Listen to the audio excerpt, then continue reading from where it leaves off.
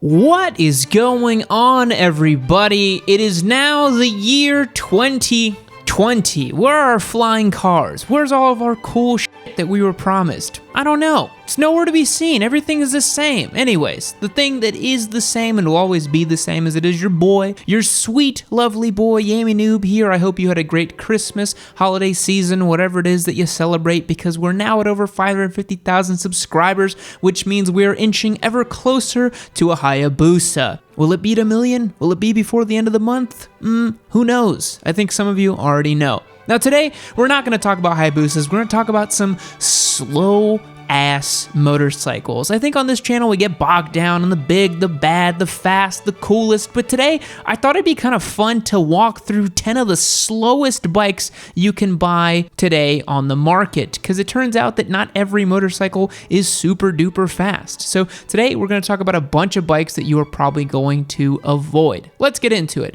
Number 10, and everyone knows this one, it's the Suzuki GSX 250R. Now, the GSX 250R is a much maligned small displacement little sport bike. I've talked a lot about this quarter-liter wannabe Gixxer. The GSX 250R is an imposter among the group. It's Suzuki's best attempt at an entry-level, beginner-level, or even an upgrade from the 125cc in Europe kind of bike. However, the GSX fails miserably. Although its only good points are its looks, seat position, and even seat height at 31 inches, it fails in regards to its performance as compared to the other small displacement bikes. This bike has a, get this, top speed of 87-ish miles per hour. The ish is because of the rider weight and the amount of the gas tank and whether the bike is going up or downhill. Seriously.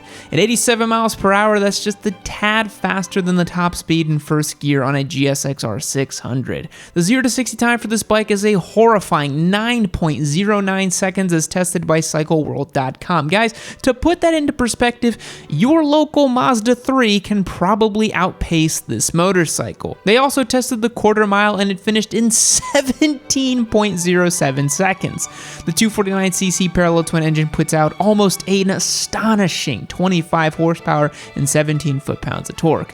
When people question whether a beginner will keep up in traffic or not, now this bike you actually do have to consider that. It'd be scary trying to merge into a highway with a speed limit over 60 miles per hour when you know that the very fast you could ever go is about 90. Now, do you know what bikes aren't slow? It's the ones in our beginner bike giveaway series. We got the DRZ 400, Ninja 400, and CB 650R that are all safe to ride at highway speed. You've seen me do it with ease. Go to YammieNoob.co and pick out a subscription tier and join up on the fun. Then get yourself a sweet t-shirt or hat for yourself or your mother at YammieNoobMerch.com so the world knows you ride, and remember, every dollar equals an entry to win. So click those links below, do me a solid, it helps support the channel a whole heck of a lot, and it makes sure that we can keep buying some sweet bikes. Now, the next bike on our list is number 9, the Honda CBR 250R. Next on our list of snails is the CB 250R. Another entry-level bike from the Big Four, this bike touts a massive 249cc single-cylinder engine, pushing out a whopping 26.7 horsepower, and it shares the same top speed as the Suzuki of about 87 miles per hour. Guys, this is slow. Now, I'm not saying everybody needs a bike that'll do 90 miles per hour in first gear, but having a bike that is too underpowered can be dangerous in our American highway system. If your speed limit is 75 miles per hour and the speed of traffic is 80, you're in for a heck of a ride on the highway trying to keep up. The CBR 250R rips a 0 to 60 in 8.5 seconds, putting it on par with the Suzuki, but again, your local family Camry will probably outsmoke ya. The quarter mile times reported by individual riders are about 17 seconds as well, so you're not going to be doing any drop a gear and disappear type of action on this bike. Now, number 8 is the Suzuki VanVan 200, baby. If you're a fan of the Hayabusa, then this next bike will probably make you ill. The Suzuki VanVan 200 is a 199cc single-cylinder engine bike. With its, guys, and I'm literally quoting from Suzuki here, funky and retro design, it's become favored by many slow riders? I don't know. The top speed of this bike is 70 miles per hour, so you're not really going anywhere in a hurry unless you live out in the country with low speed limits. This engine puts out roughly 16 horsepower and 11 foot-pounds of torque, and it's not much to pound pavement with, huh? At least this bike weighs 282 pounds and comes with a great one-piece looking banana seat. Definitely funky. In all fairness, fairness, this bike is probably something you'd rent and have a blast on in the day in the city, and only the city, or maybe on a farm or something, and be happy that you rode it and don't own it. You can probably be the one who rips by everyone else on their moped or scooter and feel like you're on something quite a bit faster though. I guess it's all about perspective. Up next is the Suzuki TU 250X. Now this is a bit of a legendary bike. I'm featuring another Suzuki we're featuring here. The TU 250X is an upright riding standard type of bike. It's got a top speed of 75 miles per hour, and you might be in the center of the pack of slow pokes here. This bike comes with 18-inch wheels, a single-cylinder 249cc engine that pumps out 16 horsepower and almost 13 foot-pounds of torque. With a weight of 326 pounds, it's a tad bit heavier than some of the other 250s out here, and the 0 to 60 time is roughly 11 seconds. 11 seconds. I think that's about as slow as a school bus. The quarter mile gets finished after roughly 18 seconds, albeit the longest 18 seconds of your life. Seriously, think about how long 18 seconds actually is. Here, count to 18 seconds for me on your own time, not right now, you're watching my video. That's a long time to cross the quarter mile. But it's nimble, easy to steer, air-cooled, it's perfect for someone that wants to commute and own a simple bike. That's about it. Number 6 is the Kawasaki Ninja 250R. When does Kawasaki not make one of our list? With both the fastest bikes in the world and a couple on the slow side, the old, venerable, and classic Ninja 250 does not disappoint. To be honest, it's a 250, but it also has a top speed of 108 miles per hour. That feat is huge, considering that some of the other bikes on this list are below 90 miles per hour and some below 80. For being nimble, light, and a great beginner bike, the Ninja 250 actually does pretty well for itself. It has a parallel twin 249cc engine that puts out 32 horsepower and 16 foot-pounds of torque. This is why we were saying that the GSX 250R is such an absolute mess of a bike. Suzuki came in late to the game with that bike, and they can't even compete with the decades-old Ninja 250R in terms of performance. This bike will rip the quarter mile in a very respectable 12.26 seconds and is one of the fastest, slowest bikes on today's list. You can't go wrong with the Ninja bikes, because if it's a 250, a 300, or a 400, they're all going to make great starters. The 250 can be had for like $1,000 off Craigslist. It's pretty sweet, but you gotta remember, it's also pretty dang slow. Now, while we're on this list, just a quick side note, do any of you own these slow-ass bikes? If you have owned or do own one of these slow bikes, leave me a comment below and let me know how miserable it is capping out at 80 miles per hour. Okay, up next is Yamaha's XT 250. It's Yamaha's single-cylinder 249cc displacement dual sport makes our list because of its 76 miles per hour top speed. Now, Yammie here is going to knock this bike too hard because it has more than one purpose. It's not simply a slow street machine that only had one job, but it is a dual sport bike intended for off-road or on-road adventures, so that kind of gives it a little bit more cred. Low maintenance and an air-cooled engine make this bike perfect for beginners that live in rural areas and need a bit of confidence to stay on the road or go off of it. Remember, the benefits of a smaller size dual sport is going to mean that you can pick it up, it's going to get you there and back, just not in record time. For the highways, I'd stick to hopping on or getting off within 1 or 2 miles and try not to stretch out any road trips on this bike unless you truly hate yourself. Up next is the Honda CRF 250L. I guess if you want a beginner's dual sport, you're going to have to sacrifice a lot of speed for the enjoyment of off-roading. To be honest, that's kind of the case with most dual sports. The CRF 250L is Honda's entry-level and budget-friendly dual sport at only $5,199 brand new. Compare that to Yamaha's brand new WR250R prices. It's not fun. Now don't get too excited. The bike has a single cylinder displacing 249 cc's and puts out almost 20 ponies and 14 foot-pounds of torque.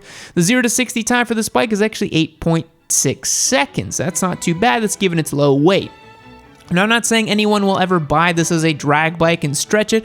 Unless a Jixer Squid is down on his luck, no one will intend this bike to drag race. The scary part is that even though this bike's top speed is 80 miles per hour with a tailwind and you're going downhill, the bike is going to take a dramatically long time to reach highway cruising speeds. I've ridden some of these smaller displacement dual sports, and you really don't want to go above 60 miles per hour anyways, because those skinny knobbies and the big tall sense of the bike means it kind of acts like a sail in the wind, is not exactly fun to ride. Number 3 is the Kawasaki KLX 250S. So Kawasaki also has a dual sport, the 250 KLX. It's the same compared to Honda CRF 250L, that kind of same category. The top speed is 81 miles per hour, maybe an out of calibration speedometer was used, and the 0 to 60 is done in just 8.5 seconds. The quarter mile can be ripped in a painstakingly long 16.6 seconds. Jeez. But Yammie, what 250cc dual sport doesn't suck? The Yamaha 250R, actually. I'm not trying to promote the bike here, but it's a tad faster and has a bit more grunt. If you want for the full bore, you can get a DRZ, and that's going to do you well too. But none of these dual sports are ever going to hit triple digits, and if you do, you're an absolute madman. Next up on our list is none other than the Honda Grom. Now, I didn't want to put any 125cc bikes on this list because this is America, and because of the absolutely insane levels of freedoms that we have, most riders probably start on something bigger than a 125, and 125s just don't really sell that well here. A lot of them aren't even listed for sale. But the Honda Grom is actually more of an evolution for the rider. People grow into the Grom as a way of saying, my R6 is just boring me lately, and so on.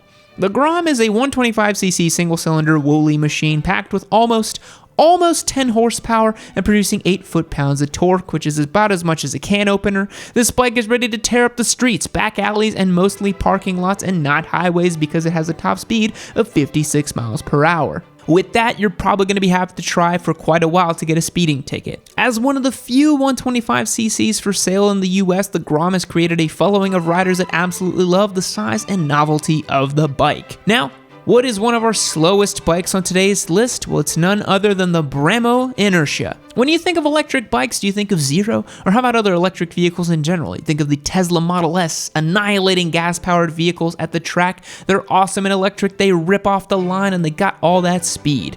Now that you're excited, the next bike is an electric one, but it is the exact reason why people don't want to get involved with an electric motorcycle. The Brammo Enertia is an electric bike with 13 horsepower and 30 foot-pounds of dank nooner poppin' torque. Originally sold in Best Buy right next to the Xbox and the latest Samsung phone, this bike was intended for nearly anyone just trying to get around.